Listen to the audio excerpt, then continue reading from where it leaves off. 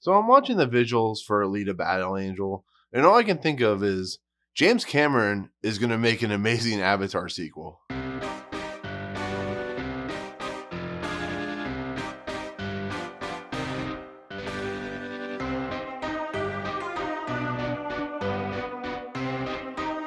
What's up, guys? Welcome to Movie Emporium's movie review of Alita Battle Angel, the newest film from director Robert Rodriguez. It's written and produced by James Cameron and is based off the manga comic from Yukito Koshiro. It stars Rosa Salazar, Christoph Waltz, Mahershala Ali, Jennifer Connelly and Keean Johnson. So, Alita Battle Angel was a famous manga comic that came out in the early 90s, late 80s, somewhere around that era. It had been picked up by Guillermo del Toro, who really liked it, really got excited for it. And then it was passed off to James Cameron, which we learned about in a Q&A session at the screening, which I found kind of interesting. And so the idea behind Alita Battle Angel is this. Alita is a robot that has been discarded in a trash pile called Iron City. It's basically the lower level Coruscant, lower level type of scenario where, all the trash and all the crap from what is called Salem has been lowered into the city. It's kind of like if you've seen Elysium, where you have the lower middle class or lower poor class, and then you have the upper class. So that's basically the story. Christoph Waltz's character, who plays Ito, he finds this discarded, cyborg, puts it together, and we get Rosa Salazar's Alita character. And so the story is basically she discovers the fact that she doesn't know who she is. She's never seen herself before, and she doesn't know where she comes from. And so she has to go on kind of a journey, a discovery of who she is. And along the way, she meets a character played by Keean Johnson called Hugo, and he kind of becomes the romantic interest of the movie.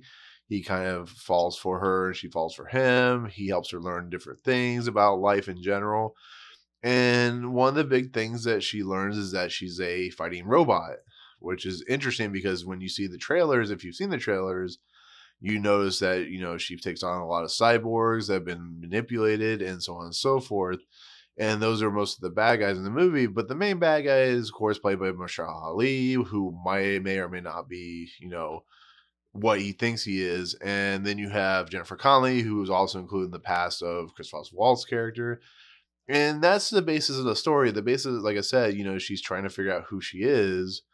And as far as the movie goes, I'll go into like the negative stuff first, because I feel like the negative stuff is it does detract from the movie. And that's the story in general. I don't feel that the story lived up to its potential. I feel that James Cameron's main problem a lot of times is how to write characters. I know Robert Rodriguez got involved with, taking care of some of the rewrites on this movie, but it's credited to James Cameron. And he's known for a lot of clunky dialogue. He's known for a lot of, just not great character development. Yeah, he has very powerful female characters, and this, Lita is a very powerful female character. But he just, I don't know, sometimes his storytelling it feels clunky and feels overstated. And it's not the greatest in the world, but what this movie has going for is some of the characters are actually quite fun to watch. Christoph Waltz is always a fun actor to watch, and he's playing a fun character where he helps rebuild people, parts go, because, this is several hundred years in the future. So, limbs and stuff like that are, artificial. It's kind of like, arm has like it's mechanical and so on and so forth. And, Lita, of course, is all cyborg. So he puts her together, and, when she starts discovering who she is, he's very against it. But, it's hard to like not knock this movie for, the love romantic relationship and just the storytelling in general. It's not necessarily that it makes it a bad thing. It feels really weird. But where this movie succeeds, and that's really the only like negative, I think Rosa Salazar is okay as Alita. I think she's very wooden a lot of times.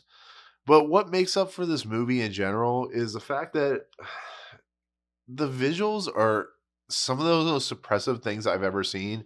And it shouldn't be really much of a surprise, because James Cameron, who has been developing this project since like really before Titanic, even after Titanic, this was actually going to be his next project.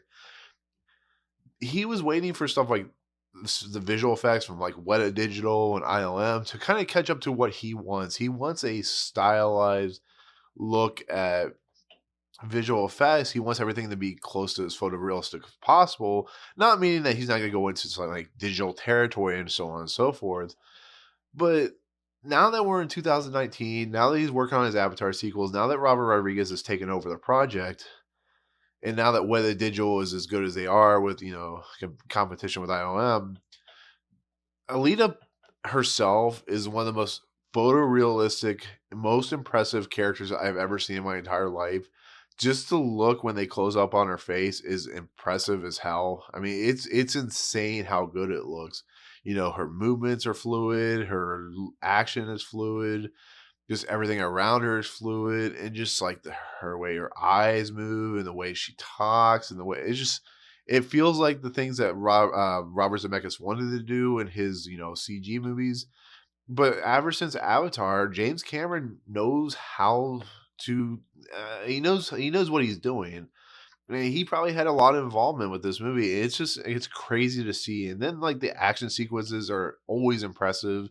You can kind of see where this movie is kind of like a stepping stone for what Avatar is going to look like, because there's scenes in the water that are mind blowing. And there's this thing called Motorball, which is kind of like I said, Speed Racer meets Rollerball. If you've ever seen that movie, it's just crazy impressive. And this like the cyborgs that she fights against is insanely good looking. Jackie Earle Haley and Scrine, they almost look photorealistic. Their faces are masked over these CG robots. And it's just a crazy good looking movie. And it's such a shame that the story is hampered by the fact that it's just a substandard story that I felt could have had more. But that's more just my nitpicking. I definitely recommend this movie just for the visual storytelling alone. And if you can see it in Dolby Atmos, the Dolby Vision with the laser projector and the 3D, which is the first time I've ever seen it projected in 3D like that, go see it, because it's impressive as hell, and it's a visual feat for the eyes, and it'll blow your mind how good Alita really looks compared to the first trailer they released. So, and also can't give enough props to Junkie XL, who continues to make great soundtracks and scores. This is another impressive score. So, but there you go. That's my long rant on Alita Battle Angel. Like I said, it's worth the price of admission. Just know the story's not going to be that great. So there you go. But yeah, there you go. So otherwise, thank you so much for watching. As always, if you like what you see, remember to rate, subscribe, check out the YouTube channel, Facebook and Twitter, email nlapola113@gmail.com if you have any questions. So subscribe to the channel, hit the notification button, join my channel and tell me what you think. Also comment below if you've read the Alita Battle Angel, or as it's called, Battle Angel Alita in Japan. Tell me what you think of that story. But otherwise, we'll see you guys in the next video.